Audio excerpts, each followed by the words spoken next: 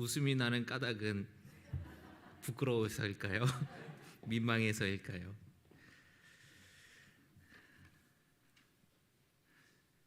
옆에 있는 분들과 함께 인사하겠습니다. 새해 복 많이 받으시기 바랍니다.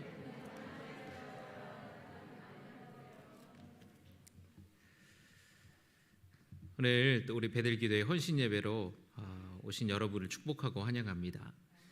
우리 중보기도의 최전선에서 기도에 힘쓰기로 또 결단하고 또 헌신하고자 마음먹은 우리 베들기도의 또 성도님들, 또 오늘 헌신 예배를 또 매월 첫 주 이렇게 드리기로 마음 결단하셨는데, 이 중보기도의 마중물이 되는 베들기도의 모든 성도 여러분들께 주님의 좋으신 은혜와 평강이 있기를 주의 이름으로 축원합니다. 그래서 여러분들의 기도를 통하여서 그 기도의 불이 우리 교회 모든 성도들에게 계속해서 불이 퍼져나갈 수 있기를 주의 이름으로 축원합니다. 베델은 야곱이 하나님을 만난 장소입니다. 야곱은 아버지와 형을 속이고 형이 받을 큰아들의 축복을 가로챕니다. 얄미운 동생이죠. 팥죽 한 그릇에 장자권을 산다고 할 때부터 알아봤습니다. 형의 발 뒤꿈치를 붙잡을 때부터 알아봤어요. 형의 장자권을 가로챈 이 동생 야곱을 보고 이 형 에서가 얼마나 화가 났는지 머리끝까지 화가 났어. 내가 너 내 손에 잡히면 넌 죽는 줄 알라고. 이 야곱이 순간 그냥 너무 두려워서 도망가겠다고 그냥 난리를 치는 겁니다. 큰아들의 축복은 받아도 그만, 안 받아도 그만인 것이 아니에요. 왜 야곱은 그렇게 큰아들의 축복을 갖고 싶었을까요? 또 그것을 뺏겼을 때에 그냥 아버지가 야곱에게 복 주셨으면 내게도 안수기도 해주시고 복 주시면 되는데 그게 무슨 의미가 있길래 이렇게 무슨 죽내 만에 그렇게 난리를 치는 것일까요? 이 복은 단지 아버지가 아들에게 주는 그런 축복의 메시지가 아니기 때문에 그렇습니다. 이것은 하나님께 받은 복을 전달하는 거예요. 하나님께서는 아브라함에게 너는 복이 될지라 말씀하셨습니다. 너 복 받아라, 이런 수준이 아니라 내가 너를 복 그 자체로 만들어 주겠다. 복의 근원으로 삼아 주겠다. 너를 축복하는 자에게 내가 복을 주고 너를 저주하는 자에게 내가 저주하겠다. 얼마나 대단한 일입니까? 하나님께서는 아브라함에게 내가 너 잘 살게 해줄게, 복 줄게, 그 이상의 것을 허락하신 거예요. 하늘의 별처럼 땅의 티끌처럼 수많은 자손을 주고 이 땅을 너에게 주겠다. 그렇게 하나님께서 복을 약속하셨지만 더 큰 복은 뭐냐면 아브라함을 복 자체로, 복의 근원으로, 복의 통로로 삼으시겠다라는 약속입니다. 얼마나 귀한 약속인지 몰라요. 내가 복 받는 것, 그것도 감사한데 내가 복의 통로가 되어서 내 곁에 있는 사람들이 다 복을 받는 거예요. 내가 가면 내가 가는 곳마다 다 잘 되는 거예요.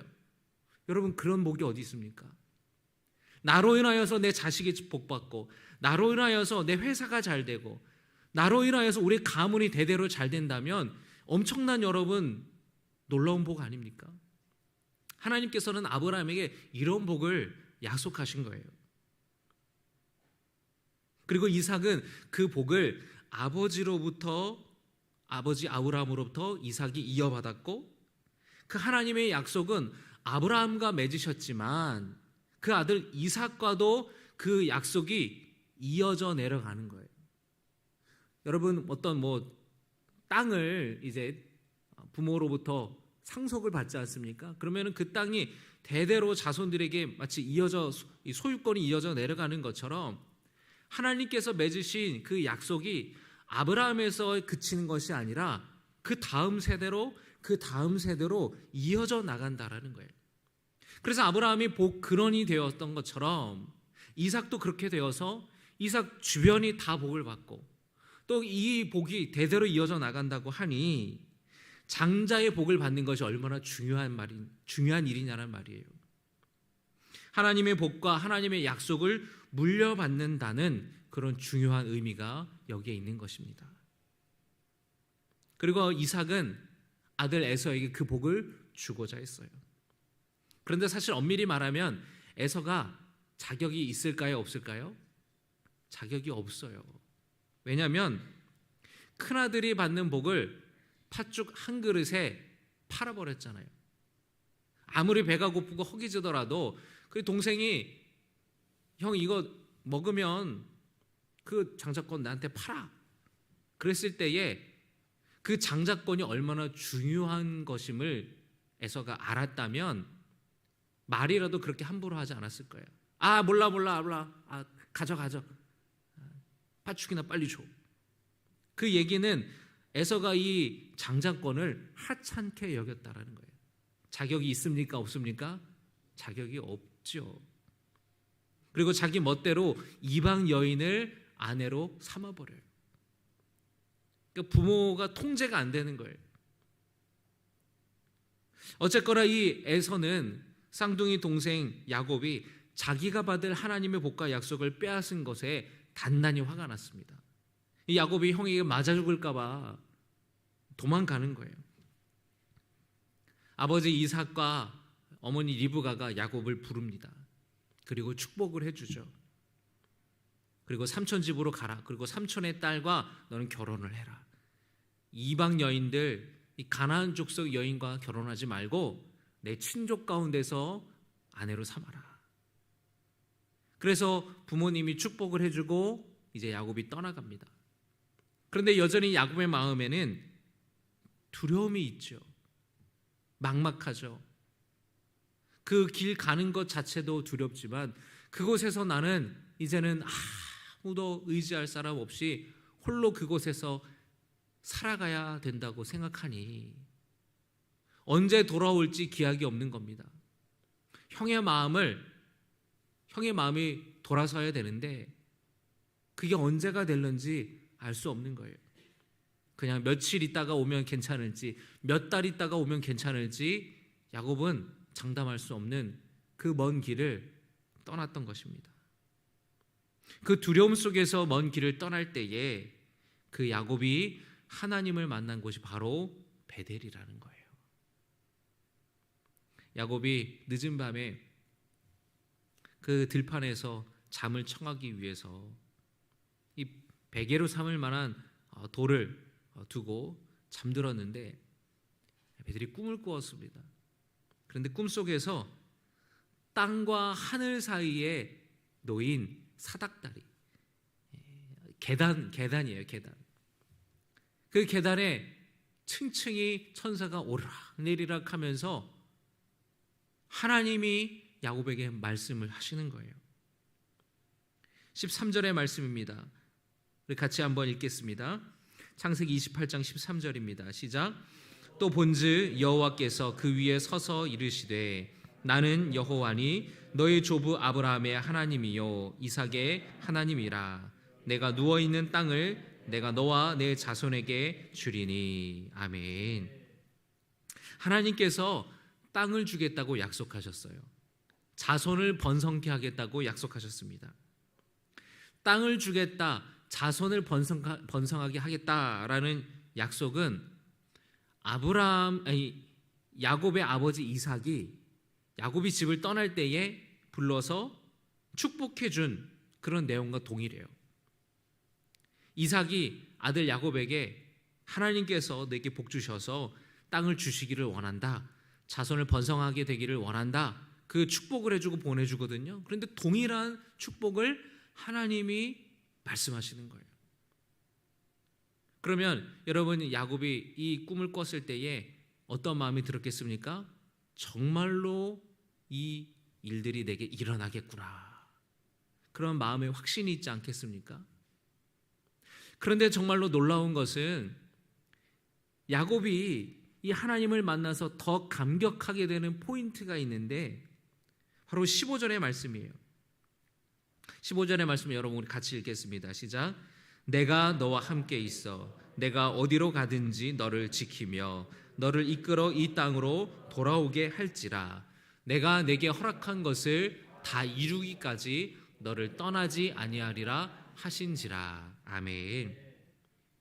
아버지 이삭이 야곱에게 한 축복의 말씀, 그걸 그대로 하나님께서 주셨고 더 나아가 새로운 약속을 야곱과 맺으시는 겁니다. 내가 너와 함께 있겠다. 따라합니다. 내가 너와 함께 있겠다. 할렐루야. 두 번째로 내가 어디로 가든지 지켜주겠다. 따라합니다. 내가 어디로 가든지 지켜주겠다. 따라하실까요? 너를 이끌어주겠다. 할렐루야. 이 세 가지의 추가적인 약속을 하나님이 하시는 거예요. 두려움 속에 정든 고향을 떠나서 형을 피해서 달아나는 이 야곱에게 하나님께서 아버지가 했던 축복의 메시지를 동일하게 주시고 더 나아가서 내가 너와 함께 있겠다. 너가 어디로 가든지 지켜주겠다. 너를 이끌어 주겠다. 그래서 다시 이 땅으로 돌아오게 내가 이끌어 주겠다라는 세 가지의 약속을 더 해주시는 거예요. 여러분, 하나님께서 이 놀라운 복을 여러분에게도 주시기를 주의 이름으로 축원합니다. 하나님께서 여러분과 함께 하심을 믿으시기 바랍니다. 하나님이 여러분을 지켜주심을 믿으시기 바랍니다. 여러분을 이끌어 주신다라는 것을 믿으시기를 바랍니다. 꿈에서 깼는데 그 감동, 그 감격의 여운이 가시질 않는 거예요. 그래서 이 야곱이 감격하며 일어나서 그 베개 삼았던 돌을 세워서 기름을 붓고 베델이라고 그가 부르기 시작했습니다. 베델이라는 말은 하나님의 집이라는 뜻이에요. 이 벳이라는 게 집이라는 것입니다. 엘은 하나님을 가리키는 것이고요. 그래서 벳다니라고 하잖아요. 베다니. 그러니까 베다니가 성경에는 베단이라고 되어 있지만 사실은 벳타니라는 곳이에요. 벳바게, 이 집이라는 뜻이죠. 하나님의 집, 이곳에 하나님이 계시구나. 내가 여기서 하나님을 만났구나. 하나님께서 내게 복을 주시고 하나님이 나와 함께 하시겠다고 약속하신 그 놀라운 하나님을 만난 경험을 기념하여서 하나님의 집이라고 베델이라고 이름을 명명하기 시작했다는 겁니다. 그리고 감사하여서 하나님 앞에 그가 서원하여서 기도하였습니다. 내 모든 것의 10분의 1을 하나님께 드리겠습니다. 서원하여서 기도하였어요. 야곱은 지금 빈털털입니다. 그러나 앞으로 하나님께서 복 주시고 하나님께서 허락하신 모든 것들 내가 다 10분의 1을 구별하여서 하나님께 드리겠습니다. 고백하였어요. 여러분, 11조는 하나님을 인격적으로 경험한 사람만이 할 수 있는 믿음의 고백인 것입니다. 세상 사람들은 거죠. 10분의 1? 그게 얼마야? 지금 이것저것 소득세, 국민연금, 건강보험 다 떼고 실제로 통장에 들어오는 게 얼마 없는데 무슨 11조를 내?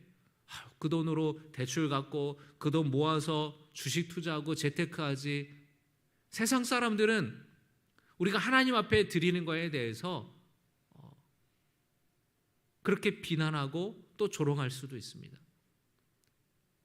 그들은 그것이 아까운 겁니다. 왜 하나님께 드리는 것이 아까우냐? 하나님을 인격적으로 만나지 못했기 때문에 단순히 그런 것을 금전적인 경제적인 측면으로만 보기 때문에 그래요. 여러분, 11조는 경제적인 측면으로 접근하는 것이 아닙니다. 그거는 내 마음의 서원이에요. 하나님께서 나를 만나주시고 내가 너와 함께 하겠다. 내가 너가 어디로 가든지 지켜주겠다. 너를 이끌어 다시 고향으로 되돌아올 수 있도록 도와주겠다라는 하나님의 약속에 감사하여서 10분의 1을 하나님께 드리겠다고 하는 나의 믿음의 고백인 것이에요. 이걸 알지 못하는 사람은 절대 11조를 드릴 수가 없는 것입니다. 베델은 야곱이 하나님을 만난 것이에요. 하나님의 약속을 받은 것입니다. 아버지의 하나님, 할아버지의 하나님 귀로 익숙히 들어왔어요. 할아버지 아브라함이 고향을 떠나서 이렇게 들어왔다. 이렇게 복을 받았다. 아버지 이삭이 이렇게 이런 일이 있었다. 저런 일이 있었다. 그런데 그것은 내가 간접적으로 하나님에 대해서 들은 것이지 내가 직접 경험한 하나님은 아니었습니다. 그런데 이 베델에서 하나님을 직접 경험하게 된 것이에요. 여러분, 주님을 인격적으로 경험하셨습니까? 여러분의 베델이 있으십니까? 여러분, 인격적으로 주님을 우리가 만나야 될 줄로 믿습니다. 이 베델은 어떤 특정한 장소가 아니에요. 야곱이 돌베개를 세운 그 베델, 이스라엘 팔레스타인 그 땅에 가야만 하나님을 만나는 것은 아닙니다. 하나님을 인격적으로 만나는 곳은 어디든지 다 베델이 될 수가 있는 것이에요. 베델 기도회를 통하여서 기도하는 그 시간, 베델의 하나님을 만나시기를 주님의 이름으로 축원합니다. 우리 이곳에 있는 우리 모든 성도님들, 여러분이 만나는 이 자리가, 예배하는 자리, 기도하는 자리에서 베델의 하나님을, 여러분만의 하나님, 여러분에게 만나시고 약속하시고 복 주시는 하나님을 경험할 수 있기를 주의 이름으로 축원합니다. 야곱처럼 적는 곳을 떠나서 막막한 인생, 두려운 인생길을 떠날 때에 여러분, 주님을 만나는 기도의 자리로, 베델의 자리로 나와서 주님이 주시는 복을 누리고 주님의 말씀을 듣고 주님을 만나고 주님의 음성을 들을 수 있기를 주의 이름으로 축원합니다.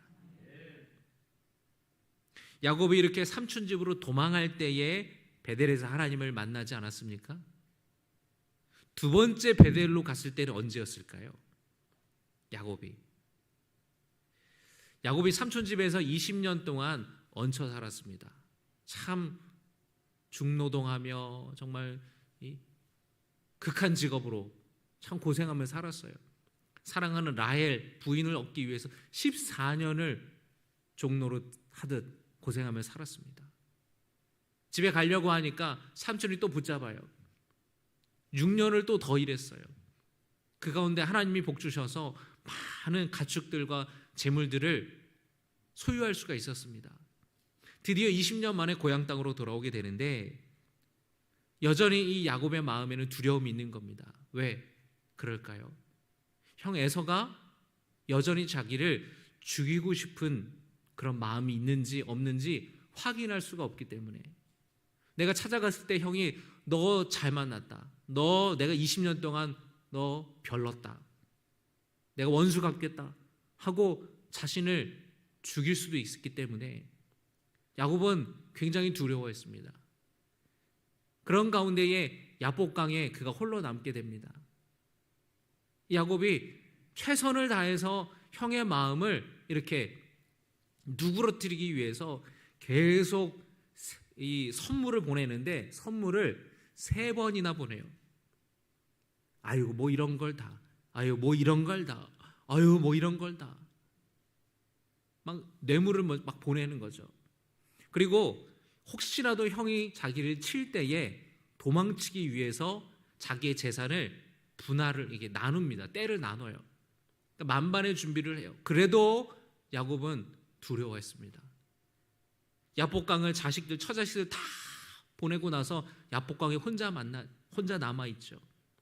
그곳에서 하나님의 사자와 씨름하지 않습니까? 한도 뼈를 쳐도 막 붙잡고 놓지를 않는 거예요. 막 내게 복 달라고, 나를 축복해 달라고. 그러자 하나님께서 그 천사를 통해서 뭐라고 말씀하십니까? 내가 너를 야곱이 아니라 이제부터는 이스라엘로 부르겠다. 이스라엘은 무슨 뜻이냐면 하나님이 주도하신다 라는 뜻이에요. 하나님이 다스리신다 라는 뜻입니다. 그래서 야곱이 이스라엘로 바뀌는 거예요. 이제 지금까지 야곱은 자기 지혜로 살아왔습니다. 자기 능력으로 살아왔어요. 여러분, 이 삼촌 집에서 야곱이 어떻게 가축들, 양과 소나 이런 염소들을 많이 소유할 수 있게 됐는지 아세요? 거기 보면은 양들이 하얗잖아요. 염소도 하얗고. 그런데 얼룩무늬, 줄무늬 있는 그런 것들이 이렇게 있었는데, 옛날에는 그런 것들이 이렇게 좋지 않은 것으로 여겼습니다. 야곱이 삼촌이랑 계약을 맺죠. 삼촌, 이 점박이들, 줄무늬 있는 것들, 얼룩무늬들은 제 걸로 하고 온전한 것들은 다 삼촌 것으로 했으면 좋겠습니다. 아, 그래라. 왜냐하면 여러분, 대부분의 것들이 다 하얀색 흰 이 염소와 양이지 얼룩무늬들은 별로 없거든요. 야곱이 이 얼룩무늬를 더 많아지게 하기 위해서 이 우물에 이 가축들이 와가지고 물을 먹고 또 여물을 먹을 때에 그 여물통에 나무 껍질을 벗겨가지고 막 해가지고 줄무늬를 만들어서 거기다 세워놨어요. 그래서 이 먹으면서 그거를 바라보면은 줄무늬와 얼룩무늬가 생긴다고 야곱이 생각했던 겁니다. 여러분, 오늘날에 우리가 생각할 때에 짐승들이 교미를 할 때에 그 앞에 또는 음식을 먹을 때에 그 앞에 줄무늬 놓은 거를 보게끔 둔다고 줄무늬, 얼룩무늬 있는 새끼를 낳습니까? 아니죠. 이거는 유전학적으로 말이 안 되는 거예요. 둘이 만나서 물론 흰 양들끼리 만나서 이 유전적으로 얼룩무늬가 나올 수 있습니다. 그런데 비율이 3대1 이런 식으로 나오거든요.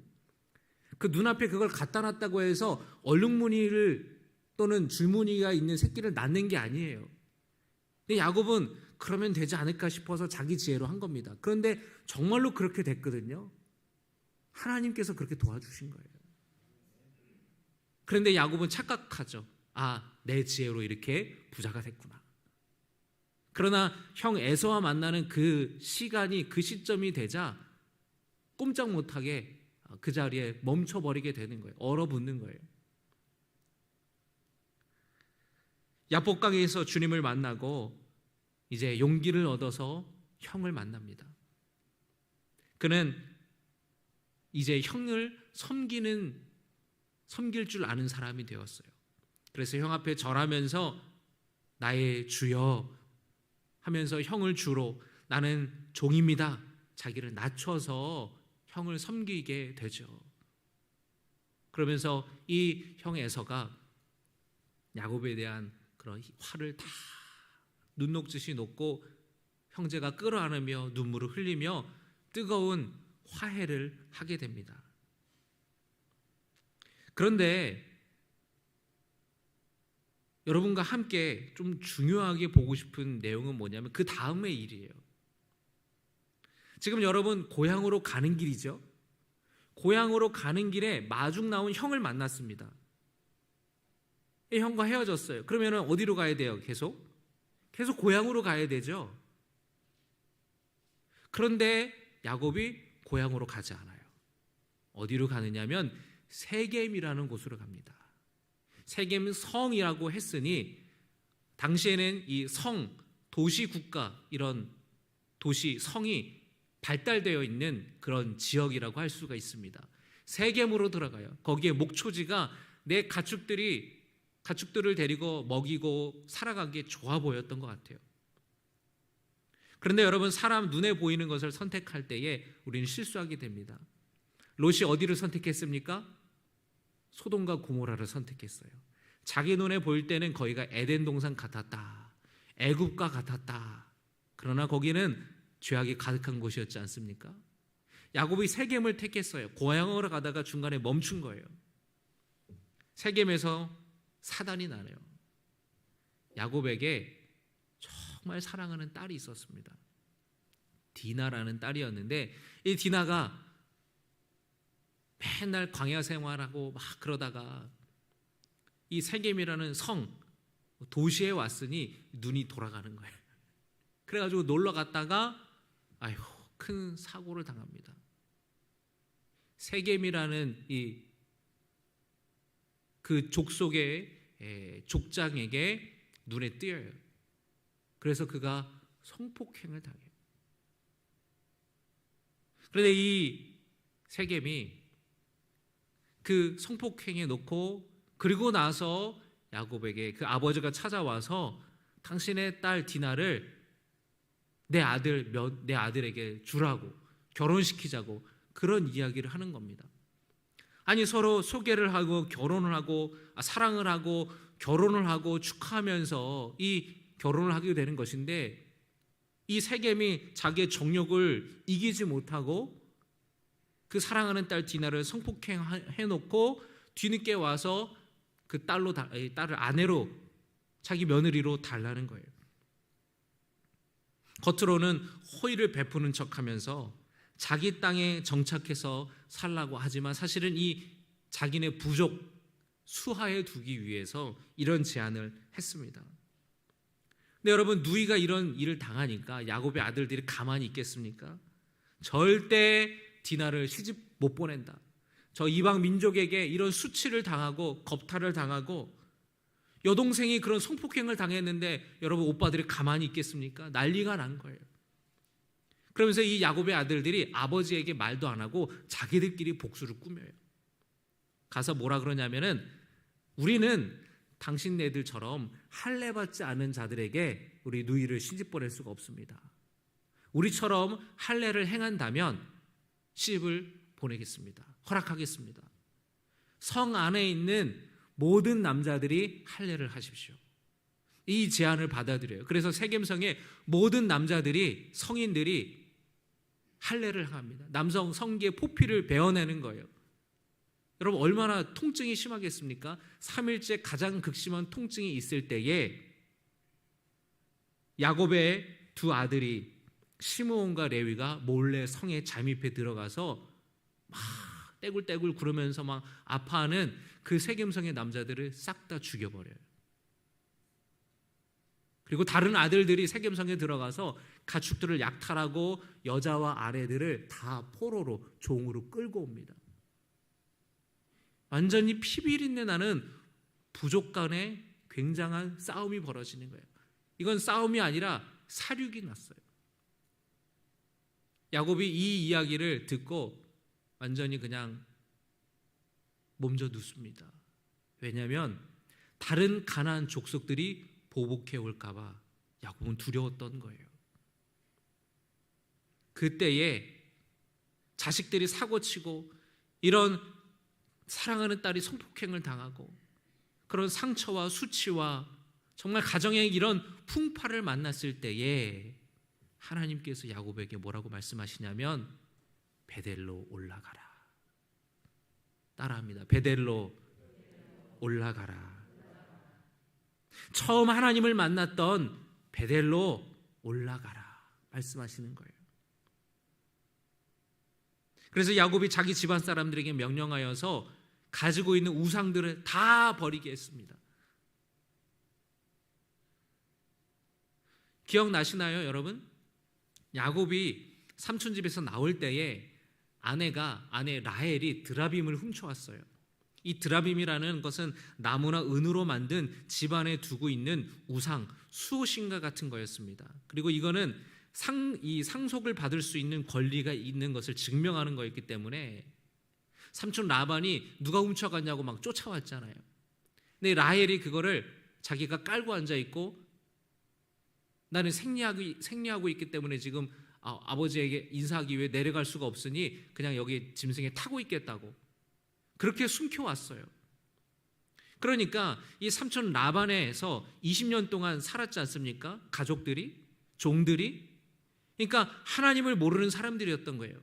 야곱의 자식들, 부인들, 종들이 우상 숭배하는 것들이 있었다라는 겁니다. 하나님께서 베델로 올라가려고 했을 때에 야곱은 자식들에게, 종들에게, 아내들에게 우상들 다 버려라. 맞아. 내가 베델로 올라가야지. 그 베델, 하나님이 내가 가장 두렵고 참 인생에 막막하고 힘들었을 때에 나와 만나 주셨던 그 베델을 기억하라고 하시는구나. 여러분, 처음 여러분 주님을 인격적으로 만나셨을 때가 언제입니까? 여러분 그 믿음으로, 그 신앙으로 돌아가셔야 돼요. 여러분 위기를 만났을 때, 환난을 만났을 때에 세상적인 방법으로 야곱처럼 내 지혜로 하려고 하지 마시고 베델로 올라갈 생각을 하셔야 됩니다. 할렐루야. 35장 3절에 말씀합니다. 우리가 일어나 베델로 올라가자. 내 환난 날에 내게 응답하시며 내가 가는 길에서 나와 함께 하신 하나님께 내가 거기서 제단을 쌓으려 하노라 하매. 아멘. 제단을 쌓겠다라는 게 무슨 뜻입니까? 하나님께 예배하겠다라는 거죠. 내 지혜를 버리고 우상들을 버리고 베델에서 만나주신 그 하나님, 위기에서 건져주신 하나님, 세 가지 약속, 나와 함께 하시겠다, 너와 함께 하겠다, 너를 지켜주겠다, 너를 이끌어주겠다, 그 약속하신 하나님을 만난 그 자리로 올라가서 하나님을 예배하겠다. 하나님을 예배하는, 하나님만 바라보는 신앙으로 회복하겠다라는 그 믿음의 다짐을 야곱이 하게 되는 것입니다. 뿐만 아니라 자기 모든 식구들 다 함께 그 믿음을 회복하자라는 거예요. 여러분, 주님을 인격적으로 만났던 베델로 올라가야 됩니다. 여러분 힘들고 어려울 때에 주님 만나기 위해 힘쓰시기를, 기도의 자리로 나오시기를 주의 이름으로 축원합니다. 우리 베델 기도회 헌신 예배를 드리는데 이번 주 특별 새벽 기도회가 있고 또 베델 기도회 함께 우리가 한 주간 동안 기도하지 않습니까? 그 시간에 여러분 교회를 위해서 기도하고 중보기도, 기도 제목을 놓고 기도하지만 여러분의 또 기도하는, 여러분의 기도 제목을 놓고 기도하시기도 할 텐데요. 그 시간에 하나님이 여러분과 만나 주시고 하나님께 여러분에게 복을 주시고 하나님의 음성을 듣는 시간 되기를 주의 이름으로 축원합니다. 그래서 그 베델 기도에 나와서 드리는 1시간, 정말 추운 날씨 가운데에 기도하러 나오실 텐데 그 시간이 베델의 장소가 되기를 주의 이름으로 축원합니다. 그리고 우리 모든 성도님들도 마찬가지예요. 여러분 힘들고 어려울 때에 주님을 만나는 기도의 자리, 그 기도의 자리로 나올 때에 베델에서 만나주신 하나님께서 여러분과도 만나주시고 여러분에게 말씀하시고 여러분에게 복을 약속하여 주신다라는 것을 믿으시기를 주의 이름으로 축원합니다. 기도하겠습니다. 하나님, 야곱이 삼촌집으로 도망갈 때에 베델에서 하나님을 만났습니다. 내가 너와 함께 하겠다고, 너를 지켜주겠다고, 너를 이끌어 다시 돌아오게 해주겠다고 주님이 말씀하셨습니다. 그는 이 베델에서 만난 하나님을 힘입어서 삼촌집으로 돌아갈 수 있었습니다. 그리고 그곳에서 20년을 버틸 수가 있었습니다. 다시 돌아올 때에 베델로 가지 않고 고향으로 가지 않고 자기 보기 좋은 곳에 머물렀다가 가정의 풍파를 만났을 때에 하나님은 베델로 올라가라고 말씀하셨고 야곱은 자기가 의지했던 모든 우상들을 버리고 베델로 올라가 하나님을 예배하였습니다. 다시 하나님을 향한 믿음을 회복하였습니다. 하나님, 우리 베델 기도에 헌신하는 성도들, 우리 모든 성도들 주님을 인격적으로 만나는 기도의 자리로 나오게 하여 주시고 그곳에서 주님이 만나 주시고 약속하여 주시고 복 내려 주셔서 그 시간이, 그곳이 베델에 되게 하여 주시옵소서. 예수님의 이름으로 기도드리옵나이다. 아멘.